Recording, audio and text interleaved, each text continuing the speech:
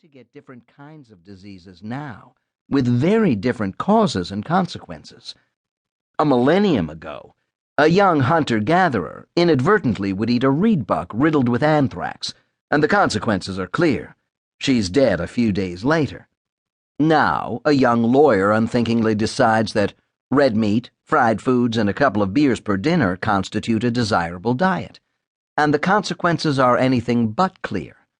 A half-century later, maybe he's crippled with cardiovascular disease, or maybe he's taking bike trips with his grandkids.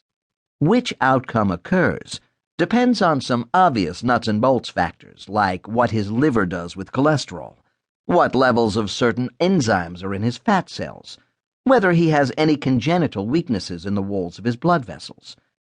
But the outcome will also depend heavily on such surprising factors as his personality, the amount of emotional stress he experiences over the years, whether he has someone's shoulder to cry on when those stressors occur.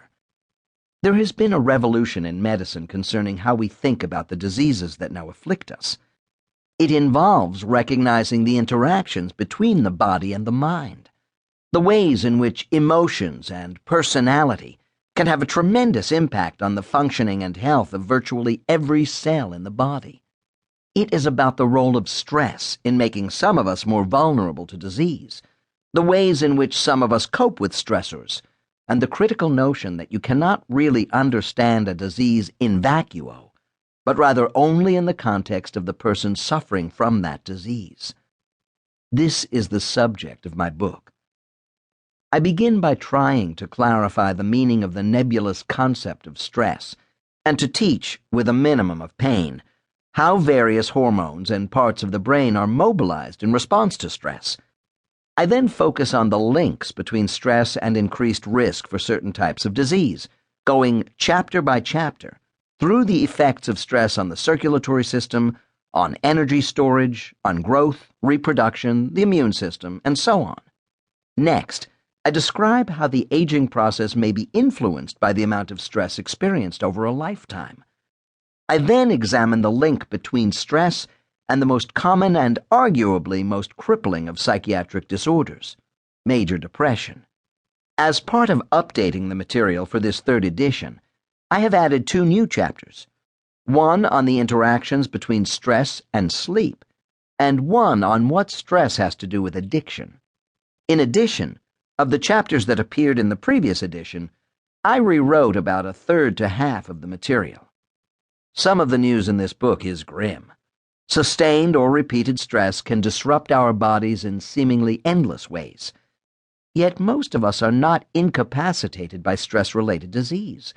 Instead, we cope, both physiologically and psychologically. And some of us are spectacularly successful at it. For the listener who has held on until the end, the final chapter reviews what is known about stress management and how some of its principles can be applied to our everyday lives. There is much to be optimistic about. I believe that everyone can benefit from some of these ideas and can be excited by the science on which they are based. Science provides us with some of the most elegant, stimulating puzzles that life has to offer. It throws some of the most provocative ideas into our arenas of moral debate. Occasionally, it improves our lives.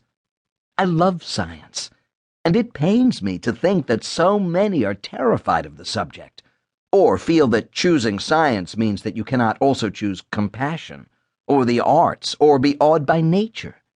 Science is not meant to cure us of mystery, but to reinvent and reinvigorate it. Thus, I think that any science book for non-scientists should attempt to convey that excitement, to make the subject interesting and accessible, even by those who would normally not be caught dead near the subject. That has been a particular goal of mine in this book. Often it has meant simplifying complex ideas. As will be obvious, this book cites the work of a tremendous number of scientists. Contemporary lab science is typically carried out by large teams of people. Throughout the book, I refer to the work of Jane Doe or John Smith for the sake of brevity. It is almost always the case that such work was carried out by Doe or Smith along with a band of junior colleagues.